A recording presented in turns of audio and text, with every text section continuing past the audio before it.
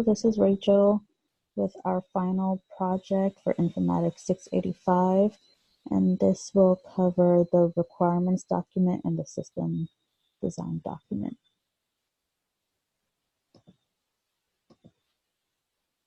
Requirements in software development involve user and business requirements from a new system. And for our project, the Detroit hospital system required a system that can reduce cost by implementing an image exchange system between a primary care office and a bigger hospital system. What is in a requirement document and what does it do? It tells the developers what is needed from the system and how it is supposed to be delivered. It is made up during the planning phase of the system development. In this document, it states who is responsible for activities in the workflow and activity stage. It has tools that are needed, who are the participants, assumptions and constraints, traceability, workflows, and the change process, if anything needs to be changed. Participant and tools. Participants in this study include the developer, a random tester, or a random participant who doesn't work for the facility, so there won't be like any bias. A CT tech and an MRI tech. These are the participants because these are the individuals who will be working the most with the system during the implementation or development stage and once the system goes live. So they will be able to see how the system takes root from the beginning stage to the end. And tools needed during the requirement stage is a Word document to fill in the requirements, planning boards to brainstorm, quality checkers, use cases to see connections, and more. Now I'm going to briefly go over the system design document. And the system design document is used to show what the new system should do and what it is replacing. But in this case, it's not replacing an old system. We're actually making a new system. So its purpose is to show how images are exchanged between different facilities. This will reduce costs due to eliminating duplicate tests. The system will lead to more resources for the facility rather than leading to a waste.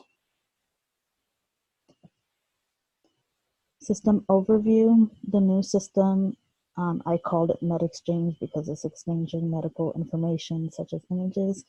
It will allow images to be exchanged between smaller primary care facilities and bigger hospital systems. This will decrease the need to order a new test that does not need to be ordered if a result is already present in that patient's file. This will save both facilities a lot of time, and since a duplicate test is not ordered, this will also save the facility money that can be used on something else that the facility needs. This will also have less stress on the patient because they don't have to go through the stress of going through another procedure. Design constraints is a part of the system design document, and in this part, it is deciding what is important and what is not.